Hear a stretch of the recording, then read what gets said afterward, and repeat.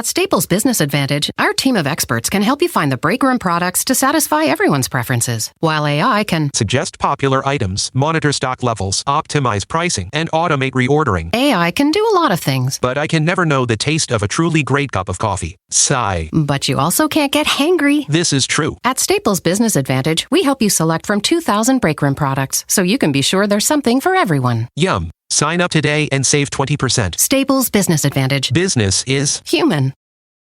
Luxury is meant to be livable. Discover the new leather collection at Ashley with premium quality leather sofas, recliners, and more, all built to last. No matter how many spills, scuffs, or pet-related mishaps come its way, the leather collection at Ashley is made with the durability you need for the whole family. Shop the new leather collection at Ashley and find chairs starting at $499.99 and sofas at $599.99. Ashley, for the love of home. To get the Crime Writers on After Show right now, go to patreon.com/partnersincrimemedia. I'm Rebecca Lavoie, and this is Crime Writers On.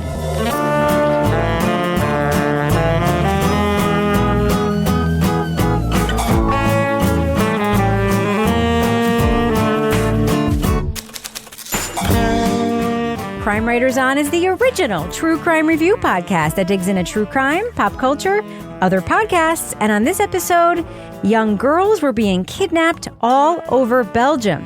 The nation demanded accountability for the criminal and the authorities who could have stopped him. We'll review the podcast, Le Monstre, the Dutroux Affair. Joining me to get that done and more is true crime author, TV journalist, and host of These Are Their Stories podcast, my husband and love of my life, Kevin Flynn. Hello, Kevin. Hello, Rebecca. Also with us is private investigator, certified pet detective, resident cat lady, and author of Dead on Deadline, Laura Bricker. Hello, Laura. Hello, Rebecca. And finally, our resident Doubting Thomas, author of the City Trilogy, host of Strange Arrivals, and our Patreon Deep Dive Book Club podcast host, Toby Ball. Hello, Toby. Hello, Rebecca. All right, so Kevin, what is coming up on our next podcast? On Monday's show, we're going to be talking about the new season of Chameleon. It's called Scam Likely. All right, I'm circling that so I know what to listen to. I have a question for you before we start our review. Yeah. And it's related to the podcast, but not quite. Have you ever done a Best Fiends ad as creepily as it's done in the podcast that we're about to review?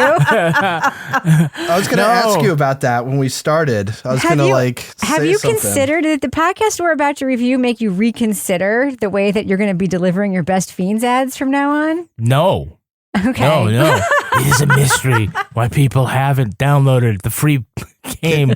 Can you help me with something? Can you help me with the mystery? Best Fiends stopped supporting These Are Their Stories a while ago. I think it was because they thought it's not a children's game. Uh-huh. And so I always did the ads with my daughter. Uh-huh.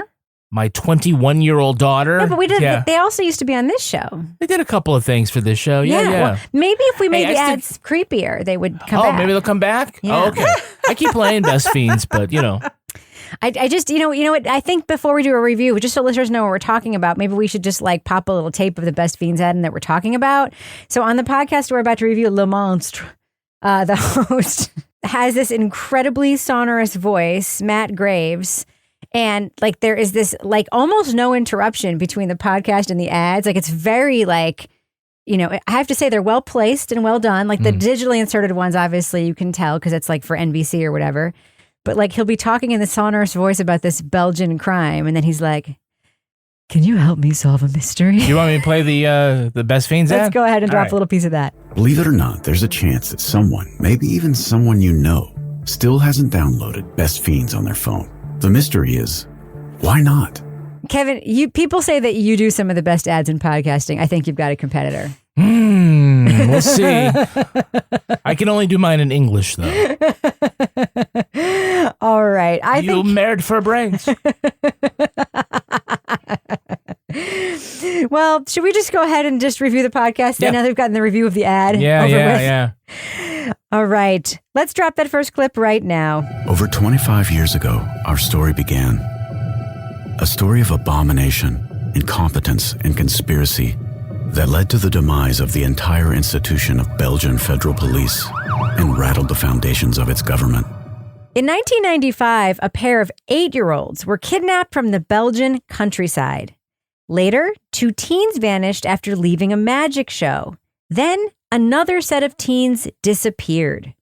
Hysteria gripped the country while the police response seemed not up to the task. It's all there. They have no training. They are not interested. They don't give a shit. Excuse me the expression. If your child is gone. After questioning, Marc Dutroux would take investigators to his home where they discovered 2 of the girls being held in a dungeon. The bodies of his other victims and one of his accomplices were later discovered. Dutroux's arrest set in motion a controversy over police errors, government ineptitude, and accusations of cover-ups. Public outrage at the catalogue of atrocities attributed to this man has escalated into nationwide anger at the system which allowed Dutroux and his accomplices to operate, unchecked and at will, for years. Belgian justice is on trial. In Monstre, the Dutroux Affair from iHeart Media and Tenderfoot TV, host Matt Graves looks into the crimes of Belgium's deadliest serial killer. It also explores the country's institutional failures to protect children and the massive protest movement demanding reforms.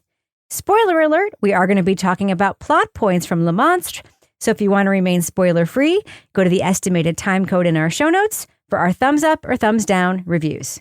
And an editorial note, because Toby's podcast work overlaps with some of the people who worked on this podcast. Toby, you're going to be discussing the podcast, but not giving a thumbs up or thumbs down review, correct? Yes. Okay. And one more note, the opinions of everybody in this review do not reflect those of Partners in Crime Media, Kevin Flynn, Rebecca Lavoie, or Laura Bricker. Do we all agree? No, I'm just kidding. All right. I will say, though, at the You've been really focused on everything outside of this podcast so far. I found the formatics of this podcast interesting, Kevin. I know we're going to talk about the content, but I have never heard that on like a podcast from Tenderfoot or anything before where it's like really separating the author of the podcast from the production company in that way. I'll just say the only thing that made me think about it was the language. Did it not say the opinions? Yes. As opposed to... I don't know what the legal rationale for calling the reporting opinions. Exactly. The views and opinions expressed in this podcast are solely those of the podcast author or individuals participating in the podcast and do not represent those of iHeart Media, Tenderfoot TV, or their employees. This is where I think that this is going to come up. We're listening to the first half of the season. We know that in real life, what ends up happening in this case is that there ends up being controversy over what the police could have done, what they did do, there's whole things, about 20 different witnesses to the case, all died within a couple of years, some of them under really mysterious circumstances. There is a lot of conspiracy theories around this case, and I'm sure some people may voice that. Also, the opinion about like whether hypnotism is cool or not, I think is that was what it was. I mean, to me, it just made me wonder, like, is this story just like some reporting and they're just like, we are going to use this reporting, but like also you didn't report this for us, you reported this, and you know what I mean? This is going to be part of our catalog. But I think it'll probably be clear later on. Okay. But no, I mean, if anything, the disclaimer is uncommon. And the language is, the use of the term opinion is a little peculiar. Yes. And the use of the word author of the podcast is also peculiar. Yeah. Yes. It was very interesting. I just had never heard it before. So it stuck out to me every single time I heard it. Okay. All right. Laura, so Matt Graves, what do you think of Matt Graves as a host presence besides his sonorous voice and his delivery of his sonorous Best Fiends ads? Yeah. So I'm going to step back from that. So I think that we've established when he has a good connection to why he's telling the story. He moved there to Belgium in the summer of 1995 at the time that the first 2 girls disappeared. He remembers like the fear and the chaos and sort of the feeling that was out in the public that summer when he was there, when this was, just sort of getting attention as this Monstre or whatever it is was beginning his reign of terror. And, I think we've established, who he is. I guess I would like to know a little more, like, is he a journalist? I'm not really sure. Is he someone that's interested in the case? Perhaps I missed that part. But the fact that he was there, he's from Texas. He moved to Belgium. and he happened to be there when this case began, definitely sets him up as somebody, and he's still living there, as somebody that has sort of like an institutional memory of what it was like to be alive in that area during that time. Yeah. I think one of the things that's interesting about this case, Toby, is just more like the atmosphere of like law enforcement and what they were doing in Belgium at the time around cases like this. At one point, we hear that like if you're a shitty cop, you're going to be assigned to like the missing kids division because like they didn't do anything. And at one point, I think one of the sources says like what Belgium was a paradise for perverts. Yeah. Which does not seem like a ringing endorsement. I think maybe there's the opinion that we're talking about. Yeah. Tenderfoot is not responsible for that opinion. It was a source that said that. Yeah. I mean, so to me, it's sort of like that this was a, you know, kind of just a place where just these crimes were happening and they didn't seem to really garner much law enforcement interest. Like that is the sort of backdrop here, right? That's what makes this, I think, more interesting than your average, you know, missing girl case. Yeah, I guess so. I mean, it reminded me a little bit of, and I guess this was the one that Kevin and I did with Sarah D. Bunting, but what's her name? Maddie McCann. Yeah, Maddie McCann. Yeah. So it reminded me a little bit of that case where, you know, things aren't resolved quickly and then the police come under question and that becomes part of the narrative too. It does seem odd, right? That you would supposedly stick your worst cops or your cops who are in the doghouse on the missing child scene. It makes you wonder, what do you send your best cops to do? Right. The example they give is they never talked to the dads to see what they were doing at the time of the crimes. They never even talked to and it was like one of the dads that said they never even talked to the dads to see what we were doing at the time of the crimes. And that's bad when the dads are like, I should have been a suspect and they didn't even talk to me. So Kevin, what do you think of just sort of the setup of this? Because Matt Graves himself, you know, he's not parachuting in, right? No, you're right. I mean, Laura just covered this, that he was, you know, present in Belgium when this was happening. So yeah, he does bring that perspective to the reporting. And I think the reporting's pretty solid here. He talks to a lot of great people. One of them happens to be this female detective profiler and private investigator we hear in the first episode who thinks all the cops got their head up their ass. It's just, she's amazing. I love it. You have to look for somebody who has been in prison for abduction, torture, and sequestration. And this policeman told me, listen, Miss Hutzebout, we are not in the United States here, you know. Then I said, okay, I'm going. So I wanted to leave. I've had it with these people. I loved her when she was like talking about and she's like, oh, they say that. Like, even that's about Belgian Bricker's who she is. Oh my, Belgian Bricker, though, when she was talking about even some of the defendants and she was just like, fuck them. I'm like, oh, yeah. I'm like, aren't you supposed to be like a therapist? But I guess she's like anyway. She is. I enjoyed her. Yourself. Was she the same woman who was describing how psychopaths are made in that very strange passage where she was like, psychopaths are made two ways. Yeah. Now, this part I did not care for. It was like The Perfect Psychopath was the name of the episode. Psychopaths are made two ways. They're either made through extreme abuse or extreme overprotection. And then she was like, and this guy, his father was clearly very violent. And then his mother was, and then Matt goes, so are you saying this psychopath could have been made both ways? And she's like, I suppose so. It just seemed very, maybe that's the opinion part. I don't know. It definitely seemed a little bit overbaked, like the psychoanalysis. It just feels like 1970s or something. It's like he wouldn't have been a psycho if it wasn't for his overprotective mom, you know? And there's also like this weird, like a psychopath is like a definable thing. And you either are or you aren't. And there's at one point where they're talking about Dutroux's girlfriend who's like maybe filming this stuff. And he's like, is she a psychopath? And then the person's like, oh, yeah, she's a psychopath. It was possible for him to do that because he had found literally, but also in a figure of speech, a partner in crime. Right. Do you think she was a psychopath? Absolutely. I'm personally convinced that she is. And I'm listening to it and I'm like, it's far more likely she's also like a victim of his in some way and is kind of along for this horrible ride. Kevin, what do you think about the hypnotism scene? Because there's one point at which So 2 of the victims go to a hypnosis show. And there's this idea that they are under the influence of one of these like stage hypnotists, and when they leave the show, and that sort of leads to their being able to be abducted. Yeah.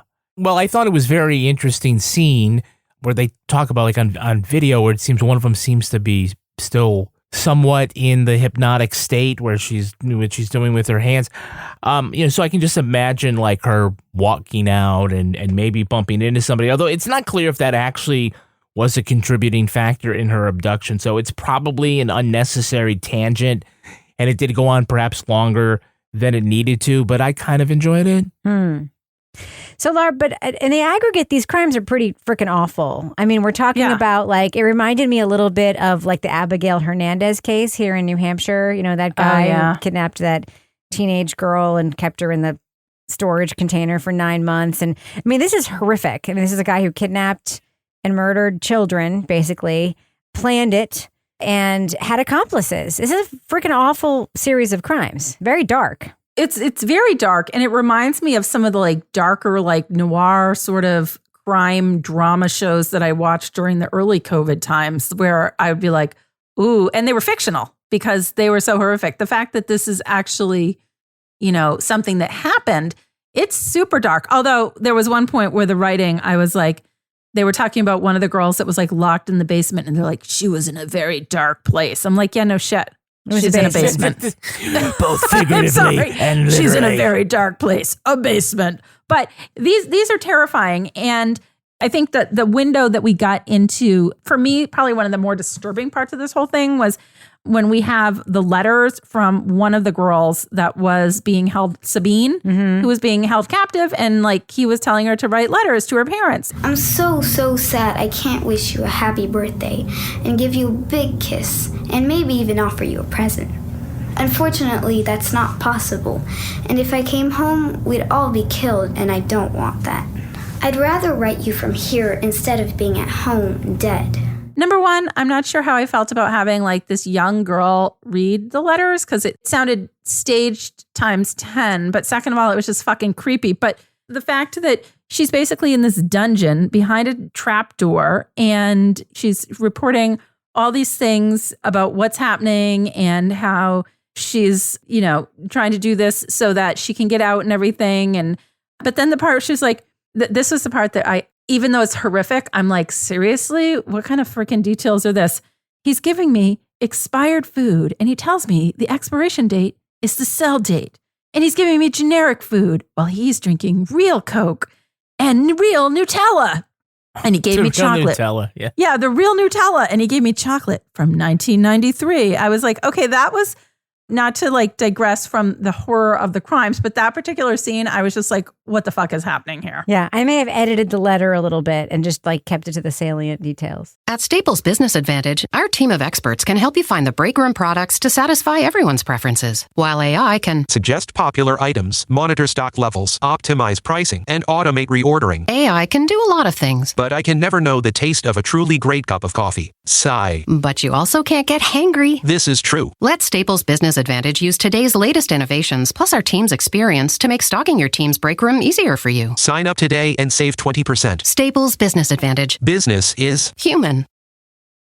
I want people to understand this ordeal. It's taken a toll on both of us.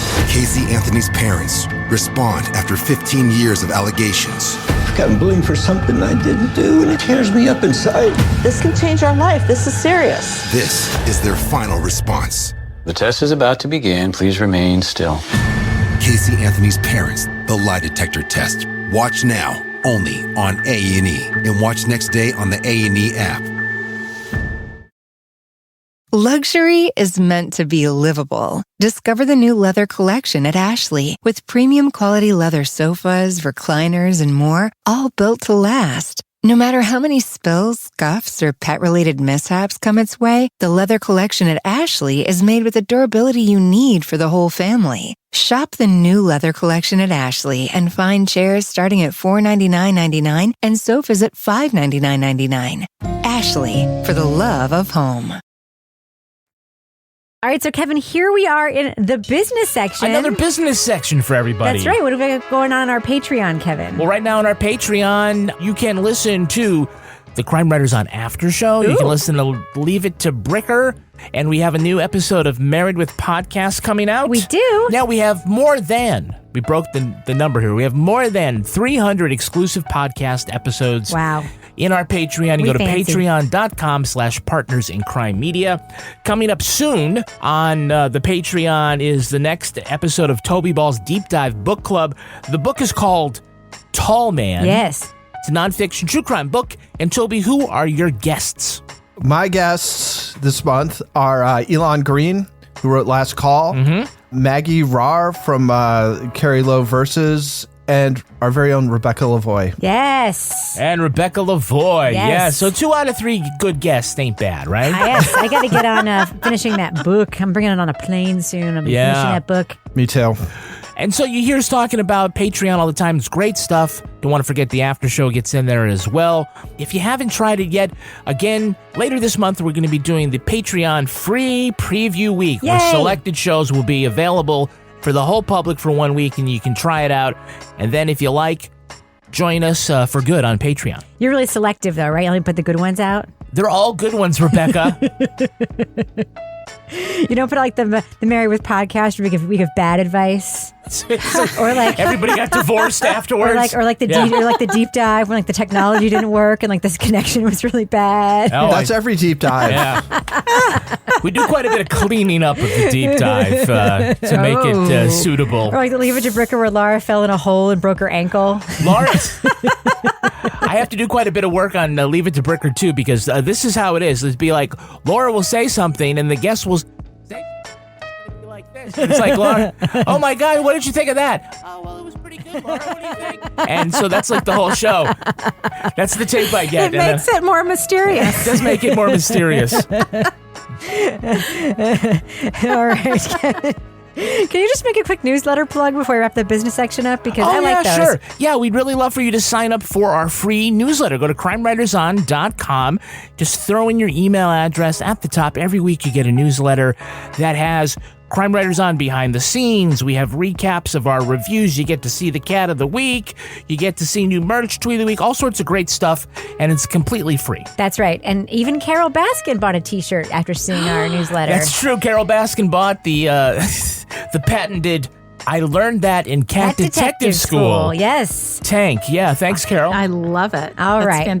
She's going to wear it while she's biking, listening to Crime Writers On. That's right. Good. So, Kevin, before we wrap up the business section, do we have any Patreon patron saints of the week this week? Our Patreon patron saints are Liz Pinn and Sequoia McGinnis. Bless you. Liz Pinn and Sequoia McGinnis, thank you for supporting us on Patreon. Thank you, guys. And thanks for everyone who doesn't support us on Patreon for muscling through our business section. Kevin, are we done with that? Thus ends the business section. I'm going to go ahead and fade that music out right now. All right, so Toby, there's a tremendous amount of sound design, and I mean, I will only describe it as background true crime drone in this podcast. And I know the sound designer of this podcast, and I will say, hey, how are you? That being said, there's a lot of it.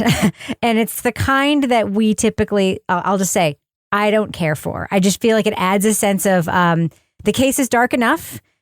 And it adds a lot of layers of stuff to listen to beyond a story that is already really dark. I'm just curious to know what you think of such a heavily designed, sound designed scape when we already have a story that involves dungeons and kidnappings and sexual assaults and grieving parents and hypnosis and psychopath and readings of translated paragraphs. Like, what do you think of the soundscape generally?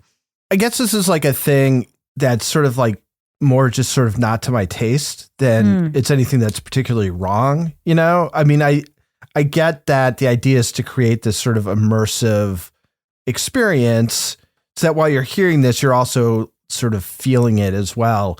And I think, you know, as far as that part of it goes, you know, it sounds really good, right? It's just that it's not necessarily what I particularly want to hear. But again, I kind of feel like it's hard for me to judge it. It's like Like, I don't like strawberry ice cream, and it's not that strawberry ice cream sucks. It just, it's not to my taste. As far as just sort of technically doing it, I mean, it's crisp. When I was driving along listening to it, at times it would kind of sort of disappear. I think it's probably well done, but it's not something that I necessarily look forward to when I'm listening to a podcast. I guess I'll leave it at that. Yeah.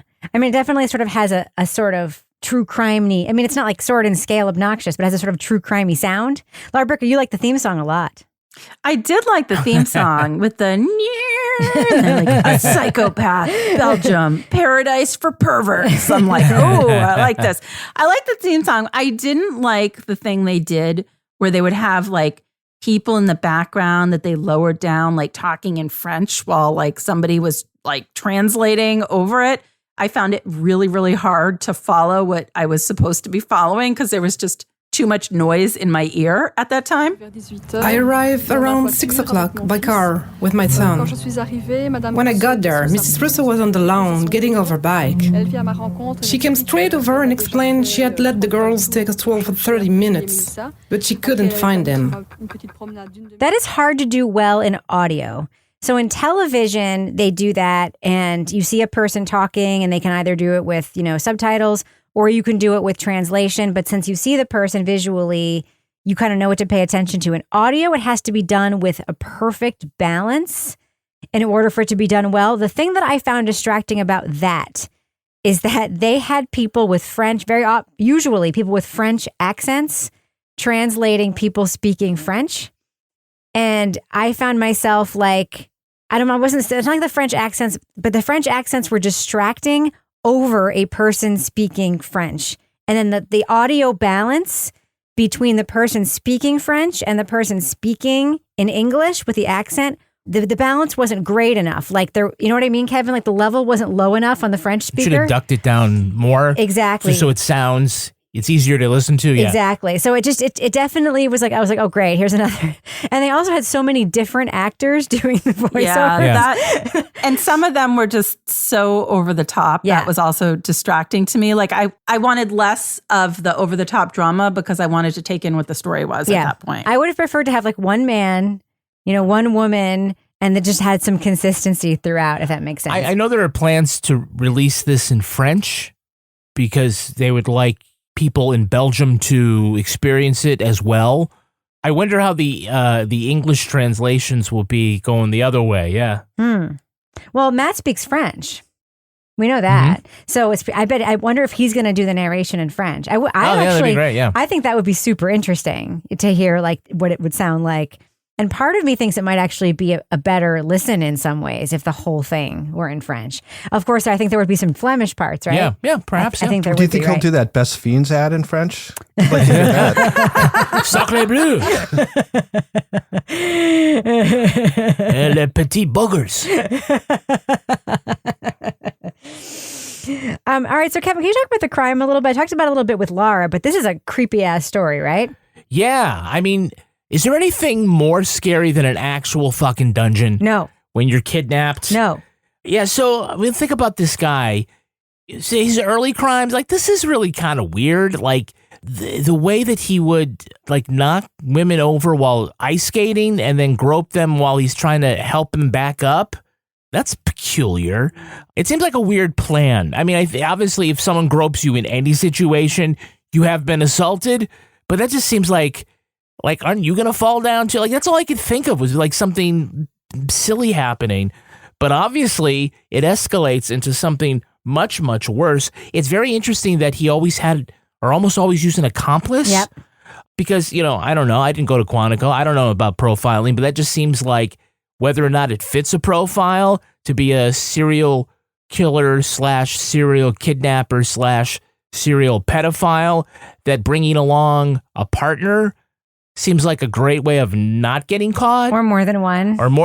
Yeah. And one of them was his wife, right? One of the partners in crime was his wife, and then like some guy that he met at a sex club. It's a peculiar story. And then when it culminates in this house of horrors, which is, I think another one of the reasons why this became such a sensational case. If you already have a nation wondering about where are these missing children, and then to find out that, one, they've been alive and needed to be rescued all this time, you've been half-assing your search, and two, where they've been kept is not just like a regular, like a camper someplace, it's a fucking dungeon. Yeah, a purpose-built dungeon. A purpose-built dungeon.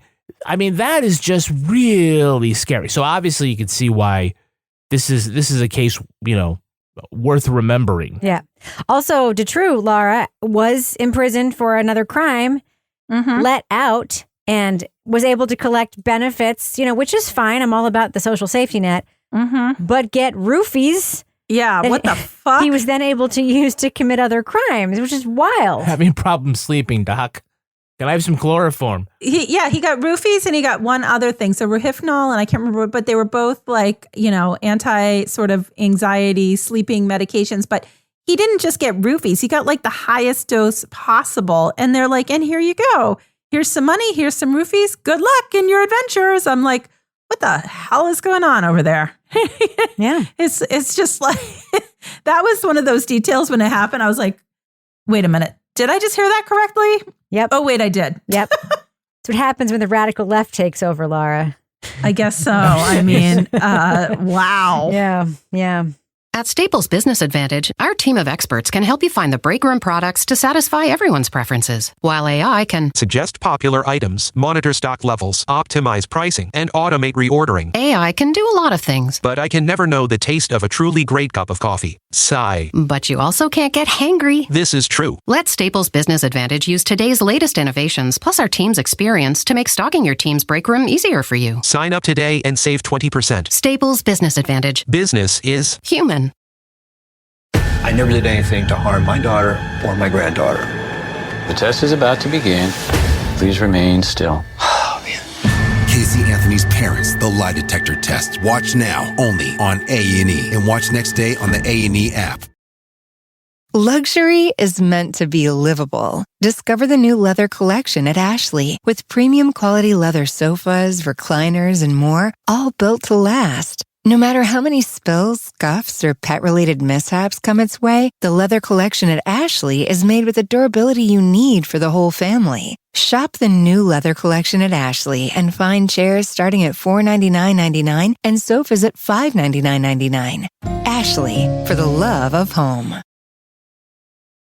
Okay, let's let our listeners know, should they check out Le Monstre? Laura Bricker, what do you think? Thumbs up or thumbs down for this podcast? I don't know. I'm going to go thumb sideways on this because it was just not for me. I think there are people out there that might be particularly interested in this case. And if so, this is a very good overview of the case. For me, I was curious about the story, but there was too many distracting parts of the production for me in terms of just choices that were made with actors reading statements and things with the sound that I had to keep going back to sort of pick up what had happened that just for me sort of interrupted the listening experience. And it just, I don't know, it was pretty fucking dark in terms of like children being held in dungeons and murdered, which was just, I think probably for me, just not something I was in the mood for. So I think there's probably an audience for it. It wasn't me, but I can't say it was horrible. So I'm going to just go thumb sideways on this. And of course, we are skipping Toby Ball, as we discussed in our little editorial note. So, Kevin Flynn, what do you think? Thumbs up or thumbs down for Le Monstre? I'm with Laura. I'm going to go sideways. I can't give it a thumbs down when you do this much good journalism. And he did talk to an awful lot of people, brought a lot of good voices. My issue is probably sort of in the nature of the story. What we don't have here that we often have in serial killer stories is that we don't have an investigator, the dogged investigator who's just going to not sleep at night until he finds the killer. Now, this is actually what the problem of the real case was. Didn't seem like there was anybody with any real competence pushing this, and we don't really meet until we meet this prosecutor, and I think the third or fourth episode. But what that ends up being is we don't really have someone through whose eyes we can go along with and follow this case from start to end. And it's a little dense. There's a lot here. It reminds me a little bit of Who Killed Daphne very recently. So it's not bad. And I think it's okay for folks that want to get their really gruesome stories on, but this just didn't have sort of that spark that made me want to keep listening every week. So I'm just going to go sideways. Okay, so I think this podcast is for somebody. I don't think it's like horribly made. I think it's interesting to get an international story into a high profile American feed. I like that aspect of it. I like that Matt Graves lived in Europe and did a European story. I actually find Matt Graves to be very intriguing, and I would actually love to hear some more of Matt Graves' work. I think he does have an interesting voice and a unique perspective. There are good things to say about this podcast in terms of how it's put together. That being said, because it's not for me, I can't give it a thumb sideways. I have to give it a thumbs down because I didn't personally like it. I don't personally enjoy this kind of story. I think it's dark. I don't know why I'm listening to it. If it is designed to tell a systemic story and be about a systemic issue, it's not getting there, except for people speculating about the fact that this thing is broken. It's not really examining a system. It's not really saying, here's why the system is broken. Here's how it broke. So I will say, I'll do a Laura Bricker, my favorite thing that Laura Bricker does. If you're the kind of person who would like to go overseas and get a look at a really interesting case that captured a nation in a very kind of sensational, stylized way, this is the podcast for you. It is not my cup of tea, and for that reason, I'm giving it a thumbs down. I thought you were going to say, if you're the type of person who wants to go overseas and go in a dungeon, this is the podcast for you. If you're the kind of person who wants to play Best Fiends, why haven't you downloaded it yet? It's a great mystery. All right, that's going to do it for us. But before we go, Laura Bricker, do we have a cat of the week this week? We have a kitten of the week this week. Really? Yay! It's an Exeter kitten. I'm so excited. My minister Emily and their wife Heidi lost one of their cats earlier this year. It was so very sad when he passed away in his sleep. His brother cat has been sad and lonely waiting for a little friend. And Moxie, the little orange girl cat, just arrived from the farm, I think out in like upstate New York. Moxie is very cute. And their big brother kitty, Windsor, is taking very good. So I went and I was on my walkabout last weekend, walking about Exeter. And I saw that the screen was open at the residence of Heidi and Emily. So of course I was like, hello. And you know, because a lot of people have these things about when you get a kitten, you should keep it in a room. I'm like, just let the kitten roam, man. And that is what they chose to do. And the kitten and the big cat are having a lovely time together. And it's adorable. And, you know, I do love a little orange kitty cat. You sure do. And the other thing that I want to say is I recommend that everybody follow Rev E.C. Heath. That's your Reverend Emily's Twitter. Yes. Brilliant Twitter account. I don't know if you remember when lesbian dance theory was in the news a few weeks ago, but Rev Emily decided to convene a lesbian dance theory class. Yeah. On Twitter, and is continuing the lesbian dance theory trope, along with I believe there's also like a Subaru driving course or something that's also like a spinoff of that. There's a lot of like fun tropes that have sort of spun off of her lesbian dance theory 101. I learned that in lesbian dance school. Correct. And so I cannot recommend following Rev Emily on Twitter enough. All right, Laura Bricker, if folks want to reach out to you and suggest that their kittens that are named after soda that taste disgusting be cat of the week, how can they find you on Twitter? They can find me at Laura Bricker. And Toby Ball, if folks would like to recommend podcasts to you that you can, in fact, weigh in on with a thumbs up or thumbs down, how can they find you on Twitter? At Toby Ball NH. Kevin Flynn, can you be found? I can at twitter.com/Kevin P. Flynn. And if you want to follow me on Twitter or Instagram, you can find me at Reb Lavoie. You can also follow the show on Twitter at Crime Writers On, and please join our incredible Crime Writers On Facebook discussion group. You can also go to our regular old Facebook page. Just hit join the group. We will let you in unless your Facebook account is like 2 weeks old. Then no fucking way are you getting in. Support the show at patreon.com/Partners in Crime Media. You get the Crime Writers On After Show, Married with Podcast, Laura Bricker's Leave It to Bricker podcast, and Toby Ball's Deep Dive Book Club podcasts. Our theme song was composed and performed by Ty Gibbons. Our line editor is the very, very, very handsome Olivia Burdett. The executive producer of this program is Kevin P. Flynn. This show was recorded in the yoga loft above the bodega in Bay St. Louis, Mississippi studio, otherwise known as Studio C, the closet, in our New Hampshire basement where we practice speaking French with a Belgian accent. You bastard who is lazy. On behalf of all the crime writers, thanks so much for listening. We will catch you later. Au revoir. So, Kevin, before we wrap up the business section, do we have any Patreon patron saints of the week this week? Our Patreon patron saints are Liz Pin and Sequoia. I think Liz Pin is a real name. Why wouldn't it be? I said it out Liz loud. It's Thumbtack. like, Liz Pin. Liz Pushpin. All right, sorry. It's like rural juror. There's some woman named Jenna Sequoia who's always... that popped into my head, and it's like, that's not her real. Yeah. This could be her real first name. Go for it. All right, try it again. Okay. Our Patreon patron saints are Liz Pin. It sounds funny, right? Sounds something wrong. Liz, I'm so sorry. You're 100% going to be our outtake this week. Lisbon. I'm going like to Lisbon. Lisbon. Are you going to Lisbon? Yes. Or Lisbon? Patreon patron saints of the week this week, All right. Kevin. Our Patreon patron saints are Liz Pin and Sequoia McGinnis. Almost made it. So close. Okay. We were all rooting for you, Kevin. All right. Just say the names.